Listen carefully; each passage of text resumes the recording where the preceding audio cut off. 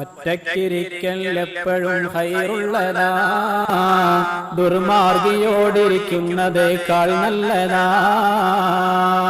മൂക്കിന്റെ രോമം പിഴുതു കളയലബദ്ധമാ, അത് കുഷ്ഠരോഗം കാക്കുവാനുപയുക്തമാ. അത് നീണ്ടുവന്നാൽ വെട്ടലും കത് സുന്ന, അല്ലാതെ നീ അത് പിഴുതു കളയരുതെന്ന.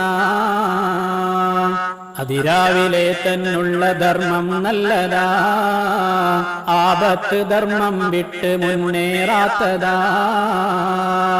വിരിപ്പെപ്പോഴും കുടഞ്ഞിട്ടു നീ കിടക്കേണ്ടതാ, കിടത്തം കഴിഞ്ഞുടനെ അതും മടക്കേണ്ടതാ.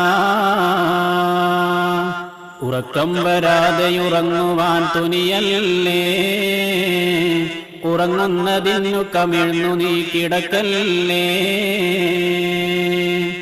വലഭാഗമിൽ കിടക്കുന്നതേറ്റം നല്ലതാ, ഇതുപോലെ നബിയെ ആയിഷ ബി കണ്ടതാ. ദിനമെട്ട് സാഅത്തിൽ കവിഞ്ഞുറങ്ങല്ലേ, അതുതന്നെ വയസ്സിൽ 1/3 നിറമിൽ കറുത്ത ചെരുപ്പ് നീ ധരിക്കല്ലേ, അതിനാലനസിയാൻ വന്നിടും കളിയല്ലേ. നീ അന്യ സ്ത്രീകളുമായി തനിക്കലബദ്ധമാ, ശൈത്താന്റെ മന്ത്രം കൊണ്ട് രണ്ടും ബന്ധമാ. പ്രതിമാസവും ഒരു 3 നോമ്പും നല്ലതാ, ദിനമൊക്കെയും നോമ്പുള്ള ഫലമതിനുള്ളതാ.